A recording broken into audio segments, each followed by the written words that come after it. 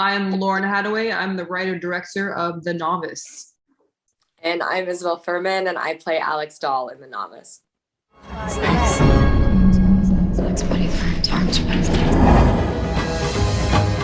It was my fault we lost.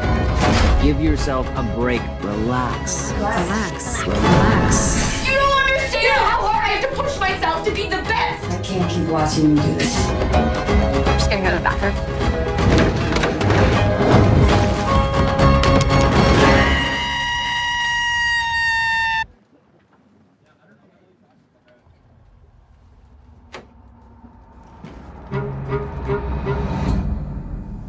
Hey, you guys, how are you guys doing? Doing Good, great. how are you? I am honored to be here. I got to see you guys' film at Tribeca, and I fell in love with it. I had another host instead. My son here, Samuel, he's going to be the other host. But me and my team member, Lucas, like we were just captivated by it. From your performance, Isabella, and from what Lauren was able to do with the directing, everything about this felt so vibrant and on a different level of scope that we just didn't anticipate. And so I was kind of like, wow, there's an opportunity to talk to these people, like some of the best of cinema this year. And so, yeah, I'm just happy and honored to be here, honestly. Well, thank you. Thank you. Thank you. Yeah. Yeah. So I got some questions lined up for you guys if you guys are ready. Yeah. So the first thing I wanted to kind of get into is Lauren. So for you, in sculpting this narrative, from my understanding, this came from an actual place of origin for you because in college you did used to row. Is that correct? Yeah, I mean, I basically, because my first career is in post-production sound, and when I made this conscious decision to try to transition into writing and directing, you get this cliche advice and write a story that only you can tell, and there aren't really a lot of rowing movies, and I Right. haven't seen anything captured it. So yeah, I took my 4 years of collegiate rowing and 10 years of coming of age and compressed it down into a year, and that's basically The Novice. That's amazing because it's kind of like, yeah, you're right. Like I think what is a movie I can think of? Like the Facebook movie was probably the only one that I can think of that had any kind of form of rowing that I can even think of narratively. But with this one, you also were exposed to a lot as far as your career, like Unbroken, Whiplash, and just in general. Like I'm curious, like how much of this was it like in a culmination of things that you've learned as far as your experience in the cinema industry, as well as your personal interest that made this an amalgam of something really special because it felt really personal. It felt like this could have easily been your story or somebody that you knew, but also like from a technical level, from tone and process and from acting, like it all came from a lot of different special places boiled into one narrative. And so I was just curious your perspective on that. Yeah, I mean, yeah, a lot of first-time feature directors are coming from a background of doing tons of music videos or commercials or short films, and I didn't really have that, but I did have this unique education of working at a very high level and having some success in my sound career and working with a lot of directors who were my heroes and on the ADR stage, which most people don't even know what that is, but you're re-recording the lines with the actors for various reasons. And often it was me, the director, and an actor, some of them who have won or been nominated for Academy Awards in the room. And so I was able to sort of sponge up how directors and actors work together and often had to be the sort of the voice when the director couldn't be in the room and I was trying to get what the film needed. And also being in sound, we are the very, very end of the filmmaking experience. And so it's sort of this trickle down thing of and the bottom of the food chain or the top of the food chain, however you want to put it, where I was able to see kind of the culmination of everything that had happened leading to that point from hearing stories of what went wrong and seeing the 4 hour assembly and then cutting down to the 2 hour film that's in theaters and the scenes that were reshot, the scenes that were moved around and cut out and the ADR lines we needed in order to tell the story and the sort of doing, being on the mix stage and doing playbacks and having producers and editors and different people come in and the notes and the studio thing. And yeah, I mean, all of that was this amazing education. And then too, working in sound, I mean, even having some of my mentors tell me things like, working with directors, one of my mentors told me that a good director, the best directors have intention. Everything that they're doing and they're putting on the screen is with intent. And also that every sound that, I'm cutting in, he's like, what is this adding to the story? Mm. You don't just put something just to put it in, like you are adding to the story. And so I took all those lessons with me, to make my first film. yeah, it really does show. Like you really do feel it. And I kind of thought that's what you were gonna say, but I just really want you to say it and just kind of break it down in only a way you could. So thank you for that. Isabelle, so for you, really quick question. When it comes to your performance in this, like I was thrown away by how dedicated you were to the performance. Like from the very opening until the very last scene, like you are on this roller coaster ride with Alex for good or for bad, regardless of what you felt about her. And I just was curious about how you guys sculpted Alex between you and Lauren. Like where did you guys say, okay, this is where we want to stick to, and this is where I want you to go? And then from that point, Isabelle, where did you hone that in as far as research, as far as what you wanted to bring out of the character that Lauren is trying to put paper to transform? So I was curious from that for your perspective. Yeah, the first part for me, honestly, once I read the script, and I personally related with this kind of obsessive drive and grit that she has. It's something that I have innately within myself. You know, I talked with Lauren, and I was, told by her that there was not going to be a double, that I was going to be rowing the entire movie. And so, the first kind of gateway into Alex, honestly, was rowing, was falling in love with the sport of rowing, and going from, my everyday life to waking up at 4:30 in the morning and driving an hour to go row for 6 hours, and then driving in traffic to go do weights in the afternoon 4 times a week. And, watching my body change as I gained like 12 pounds of muscle, watching my, my passion for the sport, my love for the sport, my, technique change, really kind of getting into the same mindset that Alex does, falling in love with the sport and getting so invested in it. And this movie, like you said, it's like you dive into Alex's world. It's like really a character study where you're taken by the hand and dragged through the story, whether you want to or not, with all of her like passion and grit and intensity. And you feel her anxiety, you feel her shift from like when she goes from like you rooting for her as an audience member as she's like the hero of her own story, to when she transforms into her own villain, and you're kind of on that downward spiral with her. And, something that, I remember being really slightly concerned about was like, how do you make this character who doesn't talk so much, how do you make her likable? Like, how do you get people to like her? Because how do you watch a movie where like the entire movie essentially is my performance, and not everybody, if you don't have this like, drive and grit and ambition within you, I think somebody that does, but you might think that they're psychotic, and that's something that is in the script, you know what I mean? So I remember thinking like, how am I going to be able to make this person likable? And very quickly what I realized was that my physical exertion and exhaustion put me in a place where I really was kind of like an open wound. And I found that was like where I needed to be in the character. So even after we filmed, like our first week was water week, where that was essentially what I was training, all the rowing for, and rowing, for those 6 weeks leading up to it. Once we finished that, I realized that, I needed to maintain that same level of exhaustion. And so I would wake up and go row in the tank or on the water, or go to the gym for an hour before a filming day. And then I would do the same after if I had any energy left. And sometimes I wouldn't. And sometimes I did. It really just kind of became about living in the same space as she was, where there's no room for you to be anywhere but the present moment. You can't have any sort of filter. And it really was a vulnerable place to be in. But I think it really helped me kind of fall into this place where you're fascinated by what's happening. And it's because I didn't even know what was happening with myself. Like I felt like the lines between my reality and Alex's were so blurred at that point that, what we created was something really special. And like my passion for telling the story kind of overlapped with her passion for the sport. Got it.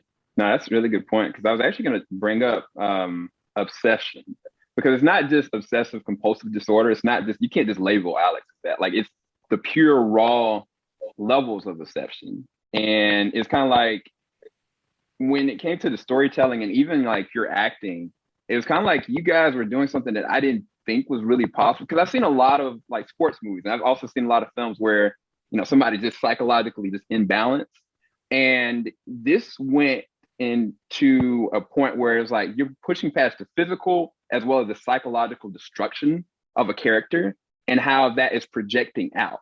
And a lot of times you don't get to see it. You see that sometimes in different narratives, but like, I think a good example, maybe like Black Swan, but maybe also Requiem for a Dream when it comes to like the imbalance and just the breaking apart of somebody psychologically.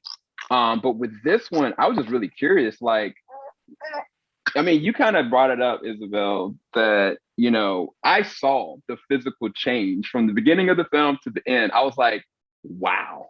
Like, even my co-member, Lucas, he was like, she lost all that weight.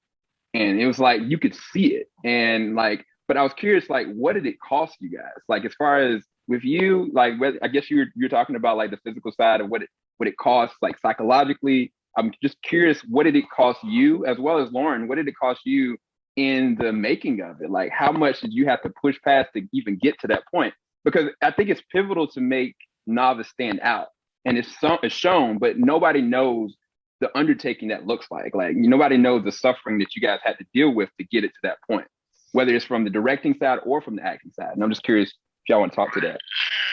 Yeah. Lauren can definitely speak on this more than I can, I would say, in terms of like from its initial conception to like, it's like birth now, pending into the world, I mean, our premiere, I guess, was the birth. Now it's more like, going into like kindergarten, first grade or something like that. But, from my perspective, like the cost for me was like my entire life became this movie. Like, and I knew that reading the script. And it's something that as an actor you look for. You seek out this sort of role that really challenges you, that puts you in a completely different place, that like really you read the script, and as much as you're like, oh, I'm really excited to to possibly play this part, I really relate to this character, I'm really interested in kind of diving into this part of this person's psyche, you're also hit with this immense amount of fear of like, am I actually capable of being able to do this?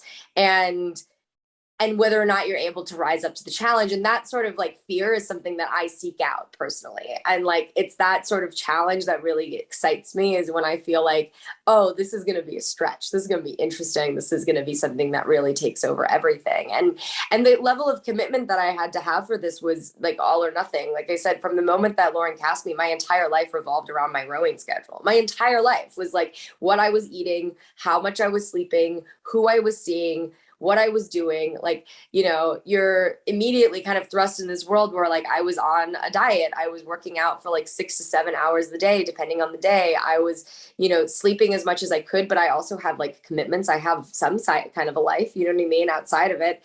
And I was also doing like all of this script prep work. And it really, when we were filming too, like we were completely isolated in Canada. We were I mean, this was pre-COVID, but funny enough, like we were just as isolated as we probably would have been like we were staying at these like lodges that were an hour away from our set in the middle of the woods. And we were filming at this university, and it really felt like we were kind of in this like summer camp, or like I would even call it like a petri dish. Like it felt like the entire world outside kind of ceased to exist, because all day, every day for like, 16 to 20 hours a day, this was my life. This was like completely my life. And like the lines between what your reality and what your character's reality start to blur, and you really kind of get into this place where the exhaustion that I had towards the end of the movie, like Lauren and I took photos and we laughed, because like the photos, you can't even see the whites of our eyes. Like we literally got to a point where like I remember like the stuff that would make us laugh and the things that we were doing were just like, like the only amount of energy that we had was like, Lauren, when she needed to like be working on something specifically, and when I was on camera, like the rest of it was like, by the end we were just kind of like in this state of like loopy, gooey, emotional mess, because like that's all that you have left. And it's really like, I actually think it's like a really wonderfully powerful place to be, because everything goes wrong as it is on a movie set, and Lauren can talk about that, but when you're in this kind of like malleable place almost of like exhaustion, you really just kind of like make it work, because you have no other choice. And that's kind of like how we make this movie sometimes. Yeah, I mean, for me, it was this is my blood, sweat, and tears investment. I wanted to move into writing and directing. I had an entire first successful career that I was stepping away from, living off my savings to do this. There was no room for me to, and I was burning some bridges in my first career. Everyone's supported, but in the sense that I was going from working on huge budget projects to taking just enough work to keep my health insurance, and working on projects that, people just starting out in their career would take. And that was a very conscious decision. So I had a lot on the line in that regards. And you also only get one first impression. You only get one first film.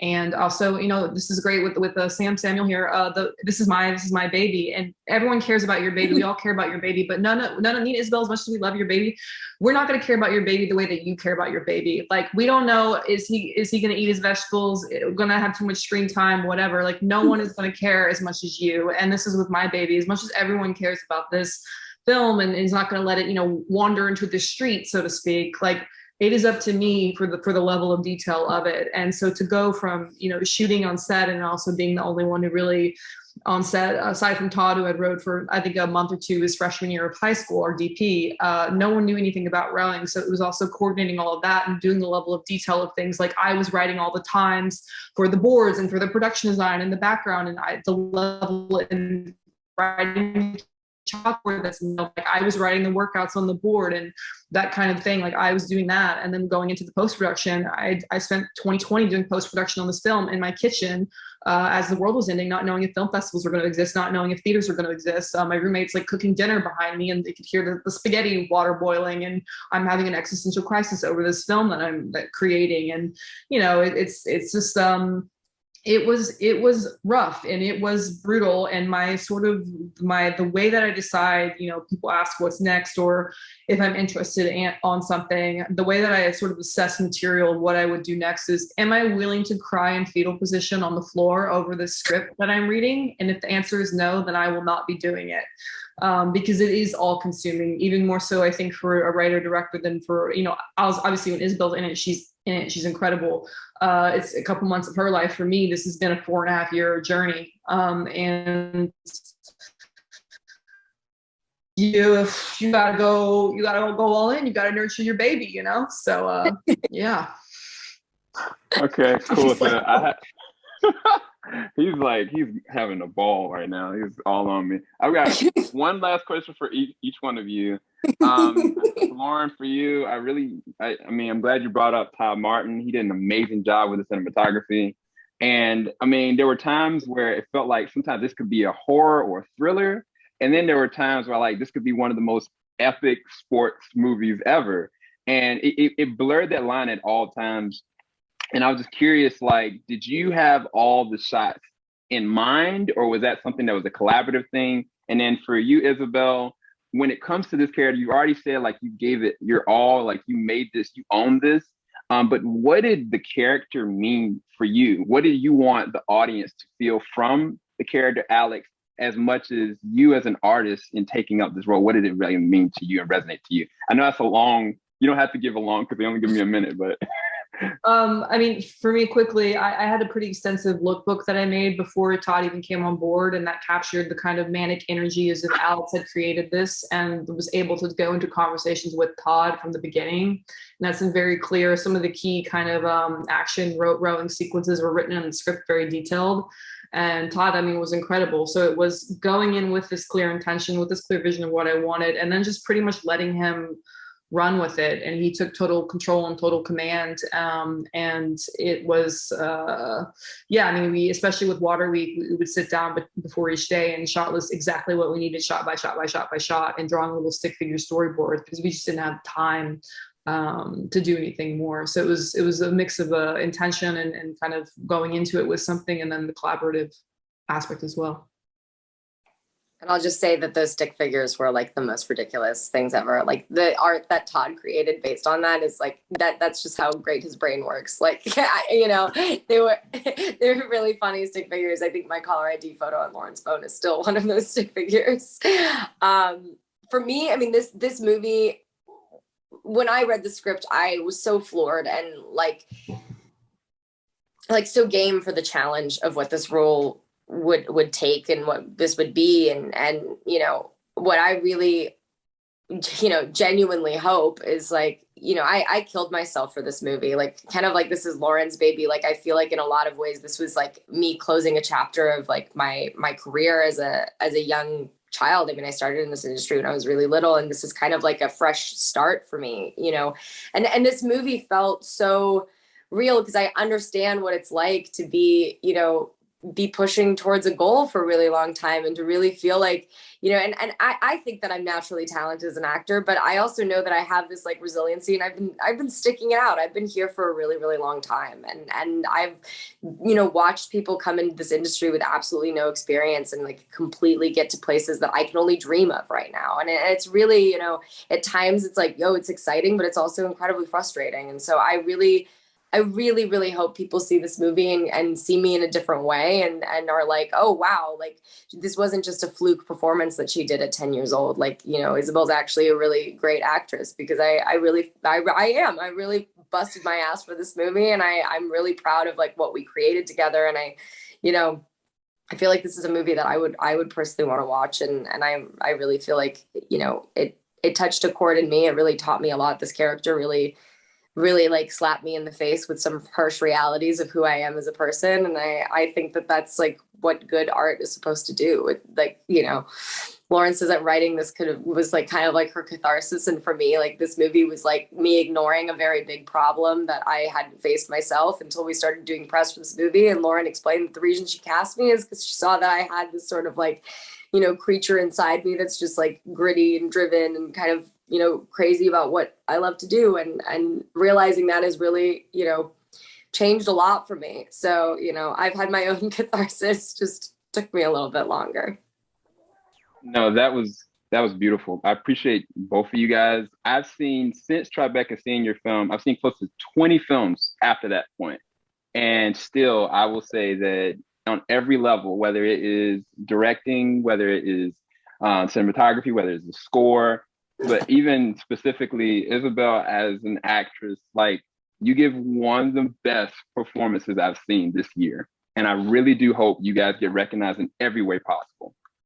Thank you. Thank you for your time. And for our co-host here, thank you as well. He's so right. Yeah, he owns it. He's like, you know what? This is my shot. He's smiling. And I nailed it.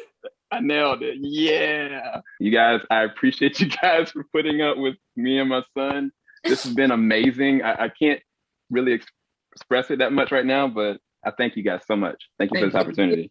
Have a good one. Have a really wonderful day, both of you. I presume you guys are all here for the Wellington Novice Rowing Pro.